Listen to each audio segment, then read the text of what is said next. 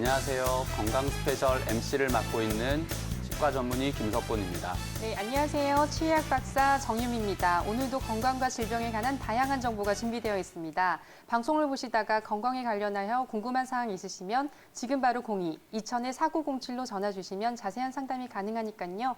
여러분들의 많은 참여 오늘도 부탁드립니다. 네, 그럼 오늘 이야기 나눠볼 주제 화면으로 먼저 만나보시죠. 눈꺼풀이 눈동자를 가릴 정도로 젖어 일상생활에 지장을 주는 증상, 바로 안검하수라고 하죠. 경증부터 중증 안검하수까지 눈꺼풀에 힘을 실어주기 위한 안검하수 시술은 어떻게 이뤄질까요? 인체의 피부는 늘 외부 자극으로부터 노출되어 있기 때문에 우리는 살면서 크고 작은 상처를 입기 마련입니다. 피부가 찢어져 생긴 열상과 불이나 열에 화상을 입었다면 어떤 방법으로 합병증과 흉터를 최소화할 수 있을지 잠시 후에 알아보고요. 자, 성인뿐 아니라 소아, 유아의 구강까지 괴롭히는 균이 있습니다. 바로 충치인데요. 만약 유치의 충치가 심하다면 과연 영구치에도 영향을 미칠까요? 또한 자녀의 치아가 삐뚤삐뚤 어긋나 있거나 정상적으로 맹출하지 않을 경우 소아 교정 치료는 언제, 어떻게 시작하는 게 좋을지, 충치부터 교정까지 소아 치과 치료에 대한 궁금증, 오늘 건강 스페셜에서 모두 해소해 보시죠.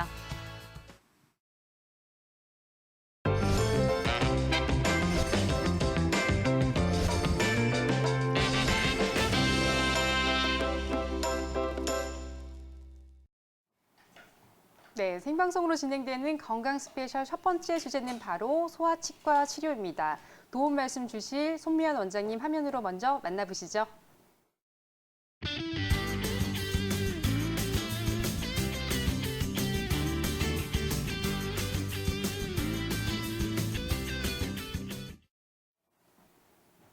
네, 원장님 자리에 나오셨는데요. 원장님 안녕하세요. 네, 안녕하세요.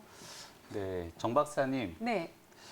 아이들의 경우에는 아무래도 엄청 열심히 구강 관리를 하더라도 충치를 네. 완벽하게 예방하기는 어려울 것 같은데요. 네, 맞습니다. 또 아이들별로 치아 건강도도 차이가 많이 있고요. 네. 실제로 저도 또 어릴 때부터 또 충치를 많이 경험을 해가지고 또 치과에 자주 다니기도 했었는데 대부분의 부모님들은 유치에 충치가 생기면 어차피 빠질 치아이기도 하고 그렇죠. 또 심하지 않은데 꼭 치료를 해야 하나 이런 것들 생각 맞습니다. 많이 하시는 것 같아요. 실제로 손미연 원장님, 이게 그래도 유치의 충치가 어떻게 보면 치료를 꼭 해야 되는 부분인데 어떤 때 가장 충치의 유발률이 높아지는 건가요? 네, 요즘 나라에서 해주는 영유아 건강검진이 매우 잘 되어 있어서요. 부모님들이 충치에 대해 큰 생각이 없이 내원하셨다가 아이에게 충치가 있다는 이야기를 들으면 매우 깜짝 놀라십니다. 어쩐지 아이들에게서는 충치가 덜 생길 거라고 생각하시는데요. 사실은 아이에게서 충치가 더 잘 생깁니다. 아이들의 이는 뼈처럼 아직 말랑말랑하고 단단하지 않은 상태이기 때문에요. 충치란 산에 의해서 치아가 녹는 과정인데요. 이게 치아가 더 잘 녹고 더 속도도 빠릅니다. 네. 그래서 네. 어린 아이의 경우 양치도 어렵지만 충치가 잘 생기기 때문에 밤중 수유를 하는 어린이의 경우는 12개월경부터 충치가 생길 수 있습니다. 네, 어머니들이 생각할 때는 또 12개월 정도이면 또 모유 수유를 하는 경우도 있는데 네, 이렇게 그렇죠. 밤중에 또 어쩔 수 없이 모유 수유를 하는 경우가 있단 말이에요. 이렇게 혹시 원장님 모유 수유를 하는 경우라고 하더라도 충치가 생길 수가 있는 건가요? 네, 모유 자체는 네. 충치가 생기는 음식은 아니고요. 네. 오히려 이제 충치의 이를 더 단단하게 해주는 좋은 음식인데요. 밤중 수유를 하고 있다면 이야기는 달라집니다. 네. 모유나 분유, 우유 모두 밤중 수유를 하게 되면은 우유병 우식증이라고 지금 화면에서 다음 사진이 나올 텐데요. 어린 아이들 같은 경우에도 심한 충치가 생길 수 있습니다. 그래서 우유병 우식증 예방을 위해서는 12개월이 넘은 아이들은 밤중이나 새벽 수유는 하지 않는 것이 좋습니다. 어리면 어릴수록 충치의 싹이 더 잘 생기게 되는데요. 실제 충치는 만 4살, 5살에 발견되는 경우가 대부분이지만 보통의 경우에 싹은 아주 어릴 때부터 생긴다고 생각하시면 됩니다. 네. 그러면 아까 정유미 원장님께서 말씀하신 대로 네. 뭐 어차피 빠질 치아이기 때문에 치료를 안 하는 경우도 있을 거고요. 또 꼭 치료가 필요한 경우도 있을 텐데요. 어떤 기준으로 그런 것들을 정하게 되죠? 네. 유치에 충치가 생기게 되면 말씀하셨던 대로 첫 번째는 이 일을 얼마나 더 쓸지를 생각해 보게 됩니다. 네. 그래서 만 6살 정도의 앞니에 충치가 생겼다고 하면 앞니는 보통 만 7살에 빠지는 이이기 때문에요. 이럴 경우는 거의 충치 치료를 하지 않습니다. 네. 그런데 모든 이가 만 6살에 그 나이에 빠지는 건 아니어서요. 다음 사진을 보면서 설명드리겠습니다. 네. 네, 유치 앞니 같은 경우에는요. 만 6살 때부터 빠지기 시작하지만 유치 어금니 같은 경우에는 초등학교 4, 5학년에 빠집니다. 저는 보호자분들이 이해하기 쉽게 앞니부터 어금니까지 초등학교 1학년 때부터 5학년 때까지 빠진다고 설명을 드리곤 하는데요. 초등학교 4, 5학년이면 꽤 오래 쓰는 이이기 때문에 이 이가 충치가 생긴다면 치료를 하는 것을 권해드립니다. 네. 네, 이렇게 또 초등학교 4학년, 5학년 때까지 쓰는 치아가 있다라고 하는데 이러면 굉장히 유치도 오래 오래 쓴단 쓰는 말이에요. 그런데 뭐 혹시 아프면 또 그때서야 좀 치료하면 안 되나 이렇게 생각하고 충치가 있어도 그렇죠. 또 아프지 않다고 하면 치료를 안 하게 차일피일 되죠. 예, 미루는 경우가 있단 말이에요. 원장님 어떤가요? 네, 충치 치료를 하지 않고 기다렸는데 이게 무사하게 탈락이 되면 그게 제일 좋은 일이라고 생각은 해요. 그런데 그렇게 되지 않고 문제가 생겨서 치료를 해야 될 경우에는 충치가 더 심각하게 되고요. 그래서 보통 네. 치료도 더 커지고 더 힘들어지고 그다음에 결과도 더 좋지 않습니다. 그래서 원래 모든 병은 초기에 치료해야 된다는 이야기가 있잖아요. 네, 네. 그래서 조금 오래 쓸 유치의 경우에는 미리미리 충치를 발견했을 때 치료하는 것이 힘도 덜 들고 결과도 더 좋은 방법입니다.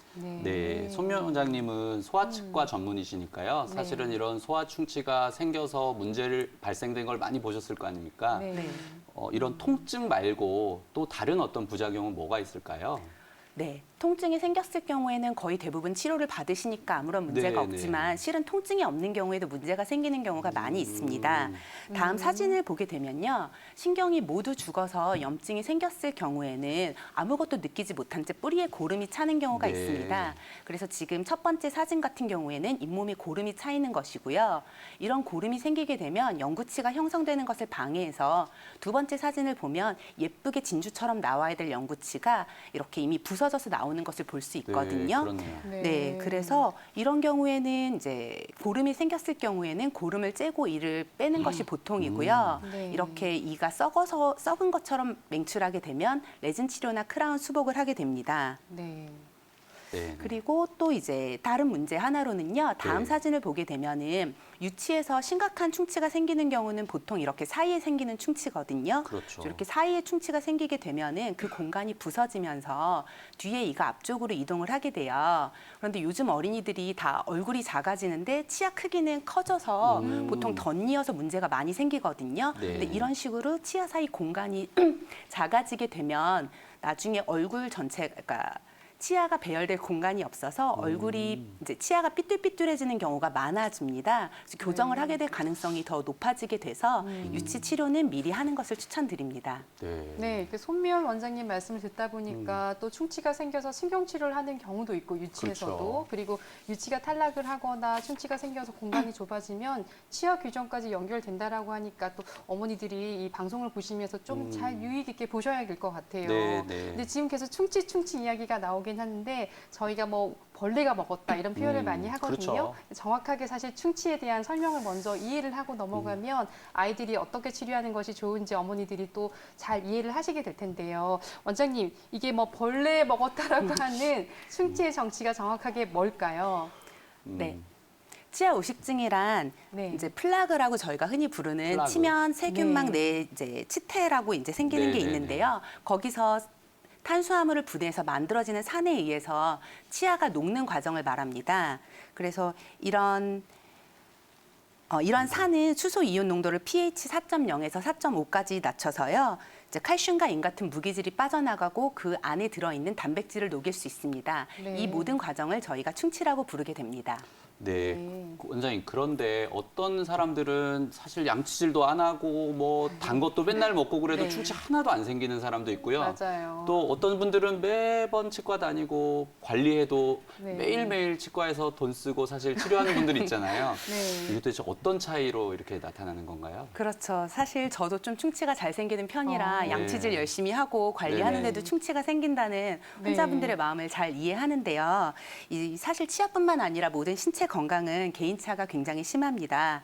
그래서 충치가 생기는 조건을 우선 사진을 보면서 같이 설명을 드릴게요. 충치가 생기기 위해서는 우선 치아가 있어야 되고요. 네. 그다음에 아까 말씀드린 치태, 음식물 찌꺼기와 산이 섞인 게 있어야 되고요. 그다음에 네. 요 당이 있어야 돼요. 그래서 사실 단 걸 많이 먹으면 충치가 생긴다고 하잖아요. 네, 네. 당분이 들어가지 않으면 충치는 훨씬 덜 생기게 됩니다. 그래서 요 세 가지 요소가 기본 요소고요. 나머지로는 이 세 가지 요소가 생각되면 충치가 생기기 시작하는데요. 저희가 하루에 3번 양치질을 해주라는 게 시간 요소가 굉장히 중요합니다. 시간이요? 네, 예. 시간이 진행이 될수록 충치가 발생을 해서 진행을 하게 되는데요. 만약에 이제 그 사이에 불소는 이 치아가 산에 녹지 않게 튼튼하게 방어해주는 역할을 하고요. 침은 이 산성을 중화시켜줍니다. 네네. 개인의 면역 차가 있어서 이런 여러 요소들이 종합이 돼서 사람에게 충치가 생기게 됩니다. 그래서 어떤 면에서는 기본적으로 타고났다는 게 맞고요. 네, 저희가 네, 여기서 네. 유일하게 조절할 수 있는 게 당과 치태이기 때문에 네, 네. 단 것을 조금 먹고 양치질을 자주 하라는 얘기를 말씀을 드립니다. 네. 네. 그러면 사실 이제 저 아까 본 그래프 상에서 여러 가지 요소들이 있는데 그런 것들이 어느 한쪽이 무너져서 밸런스가 깨지면 이제 충치가 더 잘 생긴다 이제 이런 말씀이시잖아요. 네. 근데 사실 아이들이 뭐 양치 잘할 것 같으면 뭐 그게 이미 어른이지 아이가 아니잖아요. 어떻게 그렇죠. 보면. 그래서 사실 무엇보다 아이들의 경우는 부모님들의 뭐 교육이라든지 관리가 더 중요할 것 같은데요. 네. 그래서 습관이 잘 조절돼야 될 것 같은데 어떤 습관이 충치를 더 잘 유발시키는지 그런 것에 대해서 좀 설명 부탁드리겠습니다. 네, 이제 조절할 수 있는 간단한 네네. 습관에 대해서 저희가 표를 보면서 말씀을 드릴게요. 네. 그래서 아이들이 충치가 잘 생기는 습관으로는 네네. 이제 밥을 물고 있거나 오래 먹는 아. 습관, 그리고 음식을 자주 먹는 습관, 그리고 흘림 방지 컵으로 음료수를 마시는 습관, 구호흡 습관이 있습니다. 하나하나 설명을 드리면 밥을 물고 있거나 오래 먹는 습관은 다 잘 아실 텐데요. 입속에 이제 당분이 분해돼서 이미 산성이 될 거기 때문에 계속 물고 있으면 물고 있을수록 어떤 면에서는 치아를 콜라에 담그는 것 같은 효과를 나타낸다고도 볼 수 있습니다. 네. 네. 그리고 이제 자주 먹는 습관은 한 번 먹을 때마다 산도가 떨어지기 때문에 이게 다시 올라오는데 30분 정도가 걸리는데요. 자주 먹으면 먹을수록 이제 산성도가 낮아지기 때문에 좋지 않고요. 흘림 방지 컵도 위와 같은 이야기입니다. 여기서 약간 특이한 게 구호흡 습관인데요. 네. 아까 말씀드렸다시피 침은 산성을 중화해서 이제 충치가 덜 생기게 도와주는데요. 입을 벌리고 있는 어린이들은 입이 마르기 때문에 침이 말라서 이 효과를 기대할 수 없습니다. 그래서 충치가 조금 더 잘 생기게 됩니다. 그래서 다음 습관이 있을 경우에는 가급적이면 없애주도록 노력해 주시는 게 좋겠습니다. 네. 네, 이렇게 생방송으로 진행되고 있는 건강 스페셜에서는 어린이 치아 관리에 대한 이야기를 나누고 있습니다. 특히 뭐 충치에 대한 이야기를 나누고 있는데요. 혹시 어린이 치과의 치료를 고민하고 계시는 분들이 그렇죠. 있거나 또는 혹시 치과 치료에 대한 전반적인 내용이 궁금하신 분들이 있다라고 하면 오늘 소아치과 전문의이신 손미연 원장님과 함께 이야기 나눌 수 있는 기회가 있으니까요. 망설이지 마시고 02-2000-4907로 전해 주시면 자세한 상담 가능합니다. 여러분들의 많은 참여 부탁드리겠습니다. 자, 이렇게 저희가 지금 뭐 충치의 원인과 그리고 어떻게 하면 또 안 생기게 할 수 있는지 이런 여러 가지 얘기들을 하고 있는데요. 네, 네. 일단은 양치질이 정말 중요하단 말이에요. 그게 기본이죠. 네, 그런데 이렇게 양치질을 자주 하면서 위생도구를 또 사용하게 되면 도움이 될 것 같은데 어떤 도구를 사용하는 게 아이들한테 도움이 될까요? 그렇죠. 네. 양치질을 일단 여러 번 하는 게 제일 중요한데요. 네. 양치질을 여러 번 하는 것보다는 단 것을 덜 먹는 것이 더 중요합니다. 치아는 매우 복잡한 구조물이어서요. 저희가 완벽하게 양치질을 해낼 수는 없고요. 아무리 노력한다고 해서 남아있는 부분이 있기 때문에 기본적으로는 단 것을 덜 먹는 것이 중요합니다. 그리고 또 하나로는 이제 하루 3번의 양치질과 더불어서 보호자분이 매일 저녁에 치실을 해주셔야지 되는데요. 제가 치실 말씀을 하시면 다들 깜짝 놀라세요. 네. 양치질도 너무 힘든데 꼭 치실까지 해야 그렇죠. 되느냐고요. 그런데 제가 이제 많은 분들한테 얘기를 해봤는데요. 의외로 아이들이 양치질은 싫어해도 치실은 좋아하는 경우가 많아요. 네. 네, 그래서 이제 치실이 꼭 필요한 경우를 말씀드리겠는데요. 지금 보여드리는 사진처럼 원래 유치는 이 사이가 다 벌어져 있어야 네, 되기 네, 때문에 네. 이런 식으로 벌어져 있는 아이라면은 굳이 치실을 쓰지 않아도 양치질만으로도 어느 정도 깨끗하게 관리가 됩니다. 그렇죠. 그런데 다음 사진을 보시게 되면요. 음. 이 아이는 이 사이가 붙어 있거든요. 네. 그래서 이럴 경우 경우에는 치실을 쓰지 않으면 여기 딱 붙어 있는 사이에 치태를 제거하기가 매우 힘들어서요. 지금 보시면 까맣게 충치가 있거든요. 이런 네. 식으로 네, 네, 충치가 네, 네. 생기게 됩니다. 그래서 아예 이가 떨어져 있으면 양치질로도 충분하지만 네. 이가 붙어 있는 경우라면 매일 저녁 치실. 하루에 한 번씩 꼭 치실을 써주셔야지 합니다. 네. 네, 이렇게 또 성인에서는 이가 벌어져 있으면 이걸로 또 고민하게 되는데 아이들 아이들은 같은 경우에는 좋은 거네요. 예, 공간이 있는 게 훨씬 좋다라고 하니까 혹시 네. 공간이 없는 경우라고 하면 반드시 치실 쓰셔야 네. 되는 거 주의하셔야 하는데 네, 네. 그런데 이제 저 같은 경우에는 또 성인분들도 이렇게 항상 질문하시거든요. 물어보시는 게 있죠. 치실 쓰면 사이가 벌어질 것 같은데 아이들한테 이걸 써도 될까요? 반드시 질문할 것 같아요. 어떤가요, 원장님? 네, 근데 성인도 똑같은 경우인데 저도 네. 이 질문을 참 많이 받아요. 음. 그런데 이제 아시겠지만 치실로는 절대 이 사이가 벌어지지 않고요. 네, 맞아요. 이제 네네. 차라리 이가 벌어지면 얼마나 좋을까 생각을 많이 해요. 요즘 어린이들은 워낙 이제 이 사이가 좁고 삐뚤삐뚤하게 나 있어서 오히려 좋을 텐데 그런 일은 일어나지 않기 때문에 치실로 이 사이가 벌어질 걱정은 하지 않고 안심하고 쓰셔도 좋을 것 같습니다. 네. 네.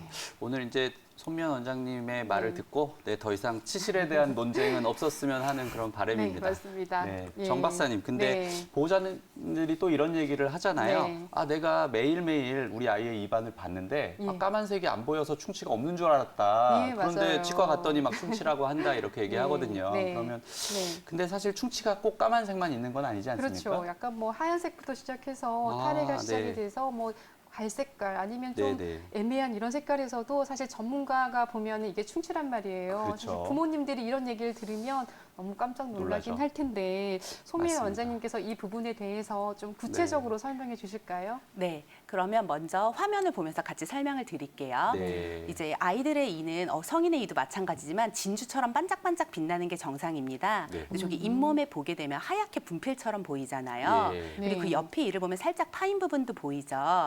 이게 이미 아까 전에 말씀드렸다시피 산에 의해서 칼슘과 인이 빠져나가서 충치가 생긴 거예요. 네. 그래서 이가 진주처럼 보이지 않고 하얗게 분필처럼 보이기 시작하면 이미 충치가 생겼다고 보셔야 합니다. 네. 그래도 이 단계는 아직 초기이기 때문에 떼우거나 하는 치료는 하진 않고요. 불소도포나 기타 등등의 치료를 이제 통해서 네. 지켜보는 것을 권장합니다. 하지만 이미 충치이기 때문에 충분히 경계는 하셔야 합니다. 네, 그런데 또 성인도 양치질을 열심히 한다고 하고 관리를 하셔도 또 충치가 생긴단 말이에요. 안 생길 수가 없죠. 네, 그런데 이제 양치질과 생활 관리만으로도 이렇게 좀 충치 관리가 될지 또 궁금하긴 한데요. 이제 사실 예방이 더 중요하긴 하잖아요. 그렇죠. 안 이제, 생기게 하는 게. 예. 특히 어린이들 같은 경우에는 치료보다는 네. 예방이 훨씬 더 중요할 것 같은데 어떤 또 예방 관리 체계가 있을까요? 네, 제가 아까 전에 잠깐 설명드렸지만 네. 불소도포 아, 같은 네네. 것이 큰 도움이 될 수가 네. 있습니다. 이거는 아직 말랑말랑한 아이를 단단하게 하는데 도와주고 이제 산에 의해서 치아가 녹지 않게 도와줍니다. 근데 가장 큰 문제는 언제부터 시작을 할 것이냐 하는 건데요.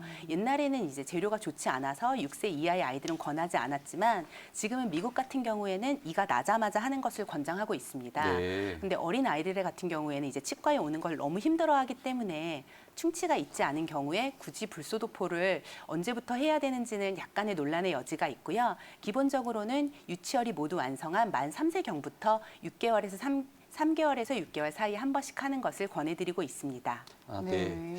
그런데 또 실란트도 있죠, 그렇죠? 아, 네, 네. 네, 네. 이제 이렇게 생기는 거 말고도요. 치아 네. 사이 홈매혹이라는 방법이 있는데요. 예. 이제 치아의 사진을 보시게 되면은요. 저희가 씹는 면엔 홈이 있어서 이 부분이 매우 깊숙이 있어서 양치질이 잘 되지 않습니다. 그래서 아예 처음부터 이 부분을 메워서요. 양치질이 용이하게 해주는 방법인데요. 네. 이제 특히 이제 영구치 같은 경우에 가장 큰 어금니 8개는 네. 만 18세 이하의 아동의 경우에는 나라에서 보험으로 치료를 해주고 있습니다. 그래서 이제 충치가 없는 어린이의 경우에는 와서 치료를 받는 것을 권장드립니다. 아, 네. 우리가 네.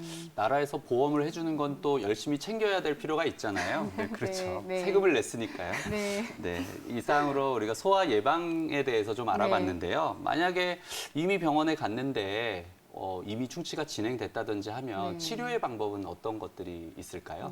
네, 보통 초기에 발견하게 되면은 이제 때우는 치료를 진행을 할 수가 있는데요. 네. 성인과 비슷하게 레진이라든지 글래스 아이오노머 같은 치료를 많이 권장하고 있고요. 이제 골드는 가장 좋은 재료이지만 어린아이들에게 쓰기에는 적합하지 않아서 저희가 그렇게 하진 않고 있습니다. 그리고 또 역시 이제 충치 치료도 만 12세 이하의 아이들은 레진 치료가 보험이 되기 시작했거든요. 그래서 12세, 12세 전에 병원에 와서 이제 충치가 없는 부분은 실란트 치료를 하고 충치가 생긴 부분은 가볍게 때우는 치료를 하는 것을 권해드립니다. 네. 네, 이렇게 또 여러 가지 치료나 예방법에 대한 이야기를 했는데요. 이제 아이들의 어머니 입장에서는 또 아무래도 이렇게 뭐 칫솔이나 치약 선택이 어떤 게 좋은지도 궁금해 하시는데 전동 칫솔은 어떤가요? 네.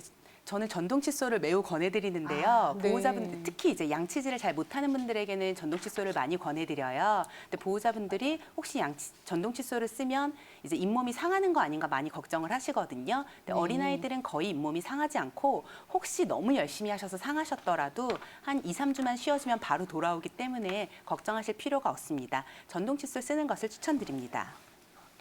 네, 이렇게 또 이제 저희가 또 치아가 나오는 네. 시기에 연구치가 좀 바르게 나오기를 원하잖아요. 그렇죠. 그래서 교정 치료에 대한 이야기를 안 할 수가 없는데요. 네. 손 원장님 이렇게 미리 빼고 아니면 또 치료하는 것이 도움이 되는지 네. 이런 부분들에 대해서 궁금해하시는데 네. 어떤 분들은 그러니까 빨리 빼면 맞아요. 도움이 된다. 어떤 분들은 또 아니다. 뭐 이런 말들이 많습니다. 어떤가요? 네, 저희가 공간 부족으로 이가 안쪽에서 맹출한 치아 사진을 먼저 보면서 말씀을 드릴게요. 네. 이제 이게 사실은 언제 빼느냐의 문제라기보다는요. 첫 번째 사진 같은 경우에는 공간이 충분하기 때문에 언제 빼더라도 앞으로 충분히 예쁘게 나올 수가 있고요. 두 번째 사진 같은 경우에는 유치의 크기가 너무 작아서 이것을 먼저 빼더라도 이 이는 앞으로 나올 수가 없습니다. 그래서 많은 분들이 빼는 시기에 대해서 궁금해 하시는데요. 시기 자체라기보다는 공간의 문제라고 보고 가까운 소아치과나 다른 치과를 병원을 찾으셔서 상담하시는 게 좋을 것 같습니다. 네. 네. 그러면 보호자분들이 보통 적절한 교정 치료 시기를 특히 아이의 경우에는 굉장히 궁금해 하시거든요. 네, 맞습니다. 보통 아이들은 언제 교정 치료하는 게 좋을까요? 그것은 참 아이마다 다른 경우인데 일단 네네. 거꾸로 물리는 경우에는 저희가 예. 이제 거꾸로 물리는 게 발견되자마자 만 네네. 6세, 7세경에 교정을 하라고 권해드리고 있고요. 나머지 치료는 이제 일찍 하는 것과 나중에 하는 것의 차이가 있는데요. 네네. 저는 요즘에는 영유 스타일로 말씀을 드리고는 해요. 영유요? 네. 네네. 이제 영어 유치원에 3년, 4년을 보내면서 큰 걸 바라지는 않지만 중학교 1, 2학년 때 하는 것보다 훨씬 더 좋은 결과를 가져올 수 있잖아요. 아, 그렇죠. 네, 어릴 때 시작하는 것이 아주 효율적이지는 않지만 결과에 있어서는 가장 좋고요. 하지만 좀 먼 길을 가야 될 수 있다는 단점이 있습니다. 네. 그래서 그것은 이제 아이와 보호자가 얼마나 원하는지 기대치가 있는지에 따라서 일찍 시작하는 것과 천천히 시작하는 것을 선택하실 수 있습니다. 네. 네, 이렇게 또 치아 교정과 치과 치료에 대한 이야기를 많이 나눠봤는데요. 사실 치아 치과 치료를 고민하고 있으시는 마지막으로 아이의 보다 건강을 위해서 부모님들에게 당부의 말씀이 있다고 하면 어떤 것이 있을까요? 네, 아이들이 바른 식습관을 가지고 그다음에 양치질을 잘하는 게 충치 없고 예쁜 얼굴로 자랄 수 있는 가장 좋은 방법입니다. 가공식품 섭취를 최소화하고 보호자가 도와주는 양치질, 치실을 통해서 깨끗한 구강 환경을 가질 수 있습니다. 보호자분들의 관심이 필요합니다. 네, 생방송으로 진행되고 있는 건강 스페셜에서는 소아치과 치료에 대한 이야기를 나눠봤습니다. 저희는 잠시 광고 보고 돌아오도록 하겠습니다. 광고 큐. 네, 생방송으로 진행되고 있는 건강 스페셜과 함께하고 있습니다. 이번엔 생활 속 치아 관리와 치과 치료에 대한 이야기를 나눠볼 시간이죠. 최경호 원장님께서 전해주시는 치아 주치, 지금 바로 만나보시죠.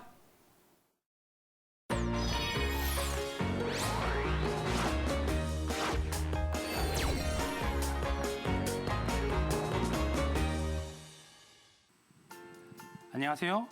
무병장수의 첫걸음, 여러분의 치아 건강을 책임지는 최경호입니다. 치과 임플란트 시술에 있어 성공을 좌우하는 요소는 여러 가지가 있지만 그중에서도 가장 어려운 케이스가 무엇일까요? 바로 발치한 치아 주변의 치조골, 즉 잇몸뼈가 없거나 뼈 양이 적은 경우입니다. 부지가 약한 지대에 집을 지으면 금방 무너져 내리듯이 아무리 좋은 재료의 임플란트를 정확하게 식립하여도 잇몸 뼈 높이나 두께가 부족하다면 임플란트가 단단히 고정되지 못하기 때문에 의사는 환자의 잇몸뼈 상태를 정확하게 진단하여 치료 계획을 세우게 되는데요. 이때 시행하는 시술이 바로 치조골 재건술입니다. 치조골 재건술은 염증으로 흡수되거나 발치 후 위축되어 푹 꺼진 치조골을 원래의 건강한 치조골로 복원시키는 시술인데요. 잇몸뼈가 건강하지 못한 경우에는 이 문제를 먼저 해결한 후 임플란트를 식립해야 부작용을 최소화하고 정상적인 상태로 오래 사용할 수 있습니다. 치조골 재건술은 상당한 양의 잇몸을 절개하고 늘리면서 치조골을 이식해야 하기 때문에 비교적 난이도가 높은 시술에 해당이 됩니다. 3차원 CT 촬영을 통해 결손된 치조골을 정밀하게 진단하는 것도 필수겠죠. 치조골 재건술 후 대표적인 케이스를 보시겠습니다. 위턱 어금니가 빠지고 난 후 치조골이 위축되면서 남은 양의 뼈가 1~2mm 밖에 남지 않은 경우입니다. 통상 임플란트를 식립할 수 있는 뼈의 두께가 8에서 10mm 정도이기 때문에 이 환자의 턱없이 부족한 뼈 상태에서는 상악동 내부에 점막을 들어올려 치조골을 이식해서 상악동 거상술을 시행하게 된 것입니다. 5~6개월간 치조골이 안착되길 기다린 후 비로소 임플란트를 식립할 수 있었죠. 또 다른 케이스는 이처럼 심한 치주염에 의해서 치아 주변의 뼈가 녹아내리고 치아가 덜렁거려서 빠지게 된 경우입니다. 치조골이 많이 소실된다가 염증이 심해서 이를 뽑고 난 후에도 완전히 나을 때까지는 지속적으로 골이 소실되는 상태인데요. 아래턱뼈 하방에는 신경관이 지나가기 때문에 이 신경관에 근접할 정도로 치조골이 녹게 된다면 역시나 임플란트 식립이 불가능할 수 있습니다. 이때에도 치조골을 이식하여 제거한 후 치조골이 안착된 다음에야 임플란트 시술을 시행할 수 있게 된 것입니다. 자, 임플란트를 해야 하거나 하고 싶은데 잇몸뼈가 걱정이라면 꼭 전문으로 하는 치과에서 정확한 진단을 통해 치료 계획을 세워보시기 바랍니다. 이상 여러분의 치아 주치 최경호였습니다.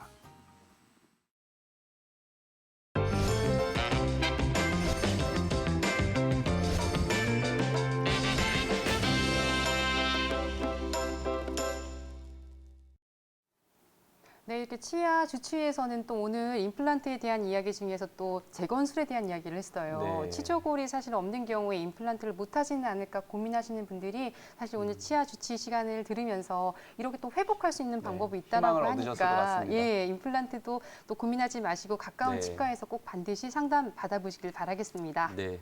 자, 건강 스페셜 이제 두 번째 이야기 나눠볼 시간인데요. 네. 오늘 이야기해 주실 최한매 원장님 화면으로 먼저 만나보시죠.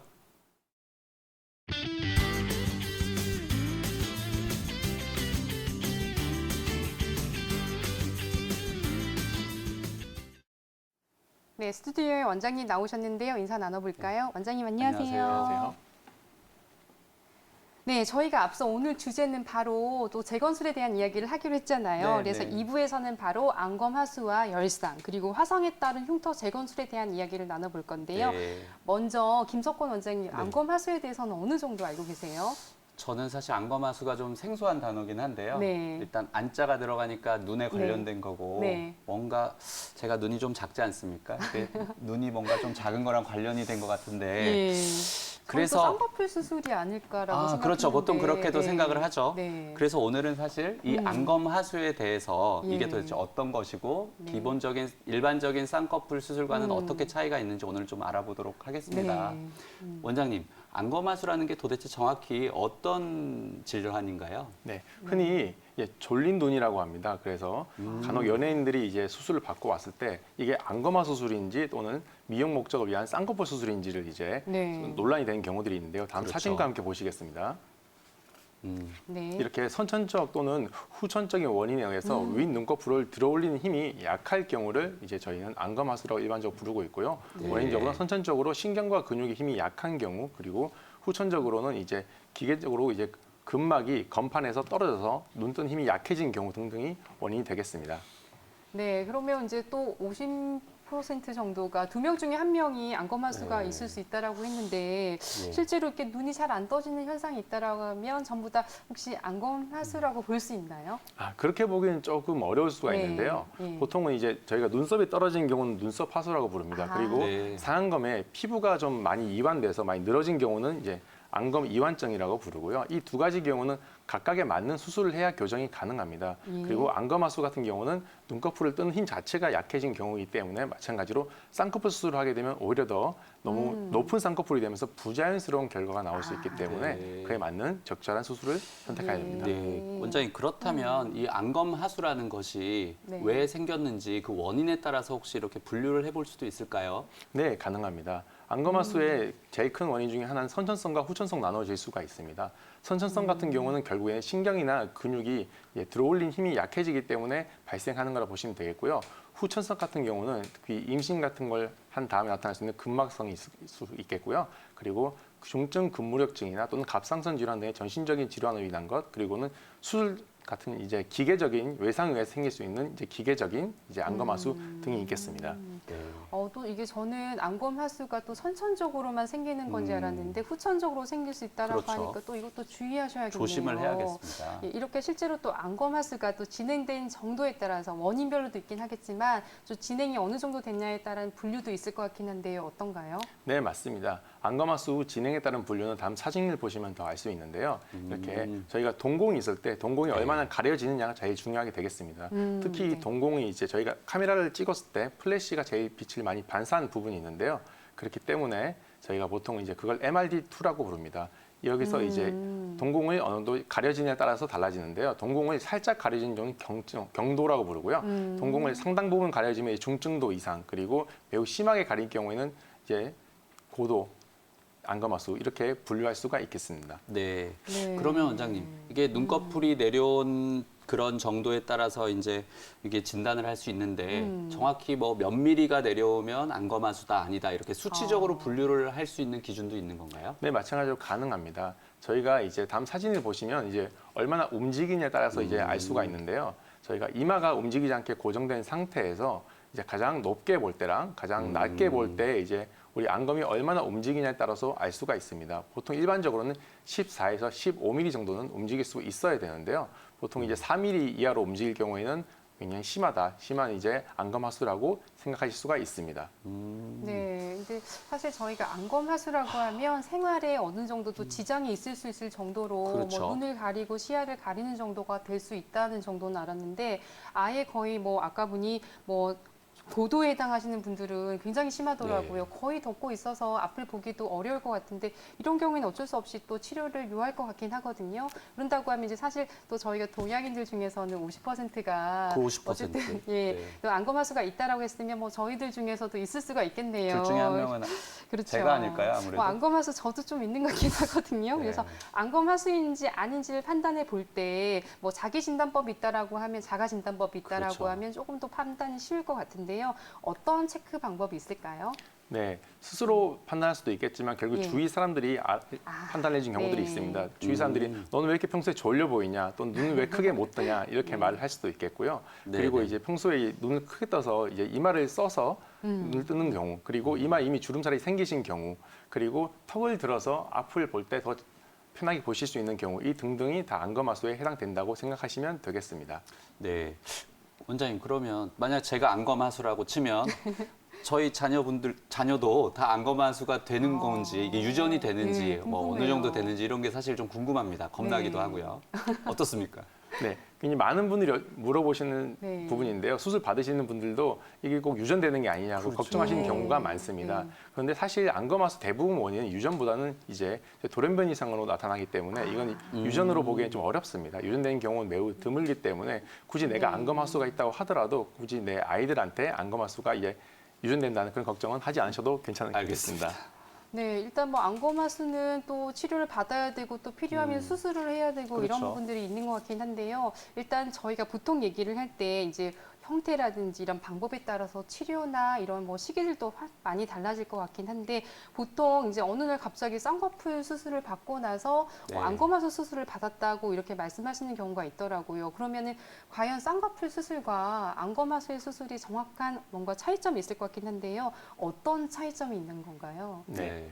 굉장히 많은 분들이 질문하신 사항 중에 예. 하나입니다. 예. 쌍꺼풀 수술 같은 경우는 일반적으로는 이제 저희가 눈을 뜰 때 저희 건판에 이제 건판과 눈을 뜨는 눈꺼풀 올림근 그리고 이제 피부 세 가지를 연결해줘서 눈을 뜰 때 이 피부가 같이 올라가게 함으로써 쌍꺼풀을 얻은 수술이라고 보시면 되겠고요. 안검하수 교정 수술은 이제 눈꺼풀 올림근을 좀 더 전진시키거나 좀 묶어주어서 좀 더 눈을 뜨는 힘을 강하게 해주는 수술입니다. 그렇기 때문에 쌍꺼풀 수술은 안검하수 수술과는 좀 많이 다른 수술이라고 보시면 되겠고요. 대신 안검하수 수술을 하면서 쌍꺼풀을 함께 만들어주는 것은 가능합니다. 사진에서 보시는 것처럼 이렇게 안검하수가 있는 분에게 만약 쌍꺼풀 수술만 시행하게 되는 경우에는 오히려 더 졸린 눈이 더 심해지거나 너무 높은 쌍꺼풀이 만들어지는 그런 단점이 있는데요. 이럴 때는 꼭 안검하수 교정술을 함께 시행하게 됩니다. 그래서 쌍꺼풀 높이 같은 경우는 미리 정하실 수 있겠지만 안검하수 교정술을 같이 시행해야 이 졸린 눈을 교정할 수가 있습니다. 네. 네. 그러면 이 안검하수가 지금 어떤 것이고 쌍꺼풀과의 차이를 살펴봤는데요. 네. 이 사실 시술법이 정확히 어떻게 진행되는지 좀 궁금합니다. 이거에 대해서 좀 설명 부탁드리겠습니다. 네. 네. 이 안검하수 수술 방법은 크게 두 가지로 나눠질 수가 있겠습니다. 눈꺼풀 올림근을 먼저 교정하는 수술법이 되겠는데요. 먼저 사진으로 보시겠습니다. 이렇게 네. 눈꺼풀 올림근 기능이 좀 남아 있는 경우에는 눈꺼풀 올림근을 좀 당겨서 이제 잘라주거나 또는 이제 접어주는 수술을 통해 가지고 눈꺼풀을 올리는 힘을 더 강하게 해줄 수가 있겠습니다. 그러나 다음 사진과 같이 매우 심한 경우에는 이 눈꺼풀 올림근 수술만으로는 좀 어려울 수가 있습니다. 이럴 때는 이 눈꺼풀 올림근 자체를 이제 저희 이마 근육과 묶어줌으로 이걸 이용해 가지고 이제 이마를 이렇게 들어 올릴 때 눈이 같이 올라가게 만들어주는 네. 수술이 바로 이제 안검하수 좀 심한 경우에 쓸 수 있는 이제 이마근 의 근육을 묶어주는 수술 방법이라고 생각하시면 되겠습니다. 매우 심한 경우에는 이 방법을 사용한다라고 생각하시면 되겠습니다. 이렇게 뭐 눈꺼풀 올림 절제술도 네. 있고요. 이마근 걸기술도 있다라고 했는데 지금 제가 사진을 보다 보니까 저는 좀 어르신들이 주로 하는 수술인 줄 알았어요. 근데 네. 보니까 조금 어린 아이들에도 치료 목적으로 또 이런 그러네요. 수술을 하게 되나 본데 어떤 일정한 나이가 있나요? 권장하는 나이가 있나요? 예, 보통 선천성 같은 경우는 일단 네. 3세까지는 저절로 나아질 수 있는 보존적 치료를 시행해 보는 경우들이 있습니다. 하지만 매우 심하거나 이게 시력 발달에 방해가 될 것 같은 경우에는 미리 수술을 하기도 합니다. 그렇기 때문에 시기 같은 경우는 선천성 같은 경우는 최대한 빨리 하는 경우가 많다고 생각하시면 되겠습니다. 어릴 때 일단 좀 찾아가 봐야 되겠군요. 네, 맞습니다. 네, 이렇게 이제 원장님께서 말씀하실 때 안검하수 수술은 반드시 네, 나이가 정해져 있는 건 아니기 때문에 네. 전문의와 반드시 상담해서 상담을 치료 해야 시기를 되겠죠. 결정하는 것이 중요하다라고 합니다. 근데 또 수술을 준비하고 있는 분들은 아무래도 이런 부분을 생각하게 될 거예요. 안검하수 수술을 하게 되면 좀 한 번 하고 싶단 말이에요. 당연히. 근데 이제 한 번 하면 평생 가는 건지 아니면 혹시 또 맞습니다. 재발해서 또 수술을 해야 할 수도 있지 않나 이런 것들 많이 걱정할 것 같은데요. 원장님 어떤가요? 한 번에 치료가 끝나는 건가요? 네, 모든 의사들은 한 번의 수술로 다 끝나기를 원합니다. 네. 그렇기 때문에 저희들도 최대한 대칭을 맞추기 위해서 네. 수술 중에 계속 앉았다 누웠다를 반복하면서 저희가 좌우 대칭을 맞출 수밖에 없습니다. 하지만 이게 매우 심한 경우라든지 또는 수술 후 붓기 또는 치료 과정에 있어서는 아무래도 비대칭이 발생할 수 있는 경우가 있습니다. 그렇기 네. 때문에 안검하 수술에서 대부분 재수술을 하는 경우에는 너무 과교정이 됐다든지 너무 치켰던 눈이 돼서 재수술을 하거나 또는 저교정이 돼서 아무래도 좀 더 아쉽다, 높이가 아쉽다고 해서 할 수도 있고요. 그리고 좌우의 비대칭 이렇게 발생한 경우에도 재수술을 할 수는 있습니다. 그런데 대부분 경우에서 안검하수 교정 수술의 효과는 거의 영구적이라고 생각하시면 되겠습니다. 네, 네. 저도 갑자기 수술이 왠지 받아보고 싶은 마음이 드네요. 근데 네. 환자분들이 이렇게 수술을 하고 좋은 결과를 오랫동안 유지하기 위해서는 사실 유의해야 될 점이 좀 있을 것 같아요. 이렇게 환자분들이 주의하거나 유의해야 될 점들은 뭐가 있을까요? 수술 후에. 네, 수술 후에 가장 유의하셔야 될 점은 일단 안검하수 교정 수술은 결국에는 눈을 강하게 뜨게 하는 수술입니다. 그렇기 때문에 일단은 밤에 잘 때 눈이 잘 안 감기는 경우가 있습니다. 보통 한 달에서 2달 정도 뒤면 많이 좋아지시는데요. 그동안 특히 안구 건조증이 있으시던 분들은 그게 더 악화되는 경우가 있습니다. 그래서 눈이 건조해지지 않도록 인공 눈물 또는 안연고 등을 이용하셔서 충분히 이제 건조하지 않도록 주의하셔야 됩니다. 그리고 완전히 고정이 될 때까지는 최소 한 달이 필요합니다. 그렇기 때문에 눈을 비비거나 하시는 건 절대 하시면 안 되고요. 네. 그리고 눈을 꽉 감는 이런 행동 같은 경우는 최소 3개월 이상은 주의하셔야 됩니다. 예. 이렇게 치료 목적으로 치료를 한다 하더라도 어쨌든 한 달에 3개월 정도는 좀 조의를 조심. 해야 하다 보니까 네. 아무래도 치료하시고 나서는 좀 주의사항이 많네요. 근데 뭐 사실 우리가 이게 치료 목적으로 되는 거다 보니까 그렇죠. 혹시 안검하수도 건강보험이 적용되지 않을까 사실 저는 이렇게 생각하는데 어떤가요, 원장님? 그러게요. 네, 많은 분들이 물어보시는 것 중에 하나입니다. 네. 나는 안검하수가 있다고 하는데 왜 이게 의료보험이 되지 않느냐. 저희들이 말씀드린 선천성 같은 경우는 의료보험 적용이 당연히 가능합니다. 그런데 후천성 같은 경우에는 저희가 아까 말씀드린 분류 중에서 경도는 잘 되지 않고요. 중증도 이상의 심한 안검하수가 있거나 특히 정면 주시 시 동공이 충분히 가려지는 경우 그럴 때만 이 일부분의 간 수술이 이제 의료보험 적용이 가능하게 되겠습니다. 네. 그리고 이제 안검하수고 이제 보험 같은 경우는 이제 재수술 같은 경우는 해당이 되지 않기 때문에 그것에 있어서는 특별히 이제 주의하셔야 될 것 같습니다. 네. 네. 지금까지 안검하수에 대해서 살펴봤는데요. 네. 이제 두 번째 건강 키워드를 한번 알아봐야 네. 될 때가 된 것 같습니다. 예.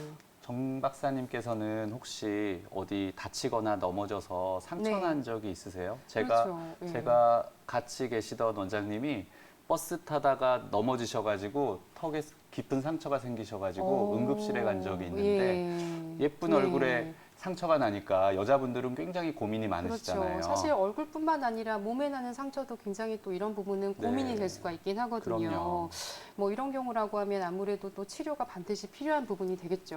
네, 그래서 이 피부에 상처가 난다는 거 사실 우리 몸은 피부로 둘러싸여 있는데요. 그래서 예. 그만큼 상처도 많이 생기는 법인 것 같습니다. 네. 원장님, 보통 피부에 나는 상처를 우리가 일반적으로 찰과상 이렇게 부르기도 하잖아요. 네, 근데 네. 그 외에도 여러 가지 상처의 종류가 있을 것 같은데 어떤 상처가 있나요? 네, 먼저 피부의 구조를 먼저 보시겠습니다.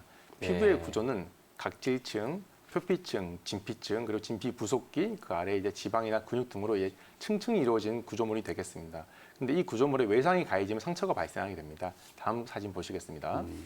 먼저 세게 부딪혀 생기는 타박상이 있을 수 있겠고요. 긁혀 생기는 찰과상 등이 있을 수가 있습니다. 그리고 다음 사진을 보시면 이제 외력으로 인해서 찢어지게 되는 열상이 있을 수가 있게 되겠고요. 그리고 날카로운 물체에 찔려 생기는 자상 등의 상처가 있을 수 있습니다. 네. 네, 이렇게 피부 상처 종류도 굉장히 여러 가지가 있긴 한데 우리가 보통 그렇죠. 찢어지는 경우에 열상이라고 한다라고 말씀하셨잖아요. 근데 심한 열상은 출혈도 문제가 되긴 하지만 이제 응급 처치와 치료가 굉장히 중요한 상처이긴 하단 말이에요. 그래서 병원에서는 이런 경우에 뭐 꼬매거나 하는 경우가 있는데 이 상처의 깊이나 정도에 따라서 봉합하는 방법이 좀 달라질 수가 있는 건가요? 네, 맞습니다. 상처의 크기와 깊이, 그리고 위치, 그리고 어떤 상처이냐에 따라서 치료 방법은 매우 달라지게 됩니다. 가장 기본적인 저희 원칙은 죽은 조직은 제거하고 그리고 남은 조직은 층층이 봉합하는 것이 원칙입니다. 근육, 근막, 그리고 피하 조직, 피부 순서대로 봉합을 하게 되겠습니다. 다음 사진에서 보는 것처럼 일반적으로 저희가 많이 사용하는 재료는 실이 되겠습니다. 대부분의 상처에서는 이 실로 봉합이 충분히 가능하게 되겠습니다. 그런데 네. 이제 두피 같은 부분 또는 이제 몸 같은 부분에서는 스테이플 같은 것도 충분히 사용이 가능한데요. 그리고 이제 테이프 같은 경우는 간혹 여쭤보시는 분들이 있습니다. 우리 애기 다쳤는데 봉합하고 싶진 않다. 이 테이프 정도 되지 않을까 여쭤보시는 분들이 있는데요. 이게 벌어지지 않는 상처에 있어서는 사용이 가능하긴 합니다만은 이게 잡아주는 힘이 굉장히 약합니다. 그렇기 때문에 이제 테이프 같은 경우는 피하 봉합을 하고 해야 돼서 꼭 병원에 내원하신 다음에 이제 사용 여부를 결정하시는 것이 좋습니다. 네.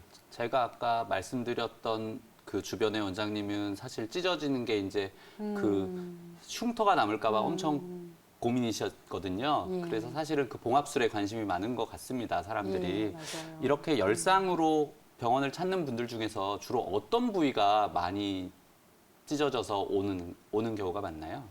네. 응급실에 가장 많이 오시는 원인 중에 하나가 이 열상이 되겠습니다. 네. 가장 잘 다치는 부위는 아무래도 저희 손이나 발처럼 이제 만지는 부분, 튀어나온 부분이 되겠고요. 특히 이제 두경부에 있어서는 가장 많이 다치는 부분은 아무래도 두피나 튀어나온 T존이라고 하는 이 눈썹뼈 주위, 그리고 코, 턱같이 이렇게 튀어나온 부분들이 아무래도 손상을 많이 받는 부위라고 볼 수 있겠습니다. 네, 이렇게 뭐 얼굴이라든지 목이 또 노출되는 부분에 생기는 상처에 대해서는 또 흉터 걱정을 진짜 많이 하실 네, 것 같긴 한데요. 그렇죠. 물론 뭐 최한민 원장님처럼 또 경험 많으신 분한테 가게 되면 흉터 걱정을 좀 안 하고 할 수도 있을 것 같긴 한데 요즘은 또 어쨌든 기술이 좋아지긴 했잖아요. 그래서 이 흉터가 좀 줄어들긴 하나요? 어떤가요? 네. 사실 과거에 비해서 네. 봉합술 자체가 특별하게 변하거나 뭐 특별한 재료가 있어서 흉터가 적게 남지는 않습니다. 다만 이제 아무리 기술이 발달하면서 의사들도 최대한 봉합에 대해서 더 관심이 많이 늘었고 흉터가 최소한으로 생기기 위해서 여러 가지 방법들을 사용하고 있습니다. 특히 이제 최대한 빠른 시간 봉합이 중요한데요. 일반적으로는 다치고 24시간 이내로 봉합을 하시는 게 가장 중요하게 되겠습니다. 네. 그렇게 하면 24시간 내가 중요하다라고 하니까 다치고 나선 좀 망설이지 말고 네. 전문의를 찾아서 이렇게 또 치료를 받는 것이 중요하겠네요. 상처에도 골든 타임이 있는 네, 것 같습니다. 그렇습니다. 네. 그 피부에 흉터에 하면 또 떠오르는 것이 사실 화상이라는 부분도 네, 있는데요. 맞아요. 우리가 살다 보면 또 한 번씩은 화상을 입게 되잖아요. 네. 근데 이런 TV에서도 뭐 심한 화상을 입으신 분들의 치료 과정을 보면 사실 엄청 아프게 느껴지는 게 저희한테까지 전해지는데 보통 뭐 1도 화상, 2도 화상, 3도 화상 이렇게 분류도 하고 네. 우리가 흔히들 알고 있는데 정확히 이 화상은 어떤 부분을 말씀하시는 건지 좀 알려주십시오. 네, 일반적으로 화상의 분류는 다음 사진을 보면서 말씀을 드리겠습니다. 화상은 이제 손상된 깊이에 따라서 분류를 하게 됩니다. 1도 화상 같은 경우는 일단 기본적인 바깥쪽의 표피만 살짝 다친 경우를 1도 화상이라고 하고요. 네. 2도 화상 같은 경우는 이제 진피가 손상되면 2도 화상이라고 부릅니다. 그리고 3도 화상은 진피 아래쪽에 진피 부속기 이하 지방이나 근육 같은 거 손상되면 이제 3도 화상에 부릅니다. 특히 2도 화상 같은 경우는 표재성과 신재성으로 나눠지게 됩니다. 그렇기 때문에 이제 가장 헷갈리시는 부분 중에 하나인데요. 보통 물집이 생기면 2도 화상이라고 생각하시면 됩니다. 그리고 다친 다음에 많이 아프면 대부분 표재성 화상이 많고요. 대부분 2주 이내로 회복되는 보통 경과를 보입니다. 다만 신재성 같은 경우에는 이제 바닥을 눌러도 색깔이 이제 일반적으로는 눌렀을 때 빨간색이 다시 흰색이 됐다가 돌아오는 그런 과정이 필요한데 신재성 같은 경우는 눌러도 색깔 변화가 없습니다. 네. 그리고 통각이 거의 소실되었기 때문에 오히려 만졌을 때 아픈 감각이 덜합니다. 그리고 가장 중요하게 회복 기간이 최소 5에서 6주는 필요하기 때문에 표재성과 비교했을 때 이런 큰 차이라고 보시면 되겠습니다. 네, 이렇게 화상 후에 피부 수술이 필요한 경우라고 하면 이런 흉터 외에도 또 2차적인 다른 문제점을 예방하기 위해서도 반드시 필요한 걸로 알고 있는데요. 어떤 것 때문에 실시하는 경우가 있나요? 네, 화상으로 인해서 수술을 하는 경우는 크게 두 가지입니다. 처음에 다친 부위가 너무 광범위하거나 그리고 통증을 줄이기 위해서 그리고 치유 기간을 좀 단축시키기 위해서 그리고 감염을 예방하기 위해서는 이제 조기에 피부 이식술을 시행할 수가 있게 되겠고요. 사진에서 보시는 것처럼 관절 부위를 다치거나 또는 몸에 다쳤을 때 이렇게 비후성 반응 같은 게 발생하는 경우가 있습니다. 그래서 이제 움직임이 제한이 되고 아무래도 생활이 너무 불편하고 통증이 많이 발생하는 경우에는 2차적으로 수술을 해서 이제 도와드리는 경우가 있습니다. 네, 원장님 네. 그러면 이런 경우에 화상 치료의 과정을 또는 뭐 응급으로 어떤 치료를 해야 되는지 이런 것들을 좀 한번 말씀해 주십시오. 네, 네. 화상 치료 과정에 대해서 말씀을 드리겠습니다. 보통 일반적으로 화상 치료는 가장 중요한 것이 일단 거기 붙어 있는 이물질을 제거하는 것이 제일 중요합니다. 일단은 옷 위에 다쳤거나 하는 경우에는 이제 아무래도 옷을 벗겨내야 되는데요. 무리하게 벗겨내시다가 피부가 손상될 수 있기 때문에 물로 씻어내면서 살살 벗겨내시는 것이 가장 중요하게 되겠습니다. 그리고 냉각 과정인데요. 결국엔 세척과 냉각 과정은 거의 비슷하다고 보시면 됩니다. 다만 저희가 가장 많이 오해할 수 있는 부분은 냉각할 때 얼음물을 대거나 직접 얼음을 대서 빨리 식히면 좋다라고 생각하시는 게 가장 안 좋고요. 수돗물 정도의 온도면 충분합니다. 그래서 수돗물에 10에서 20분 정도를 세척해 주시는 것이 가장 좋습니다. 그리고 이제 감염 예방을 위해서 항생제 등을 쓸 수가 있는데요. 이런 경우에는 이제 색깔이 들어간 항생제 용어는 좋지는 않습니다. 병원에 가시기 전에 색깔이 있는 거를 발라버리면 병원에서 또 그걸 다 씻어내고 진단해야 되기 때문에 가급적이면 색깔이 없는 걸 바르시고 병원으로 빨리 내원하시는 것이 가장 좋습니다. 네, 오늘 건강 스페셜에서는 안검 하수와 그리고 화상, 열상 치료에 대한 이야기를 나눠봤습니다. 저희가 오늘 준비한 소식은 바로 여기까지입니다. 저희는 다음 이 시간 더 알찬 건강 주제로 찾아뵙겠습니다. 시청해 주신 여러분 감사합니다.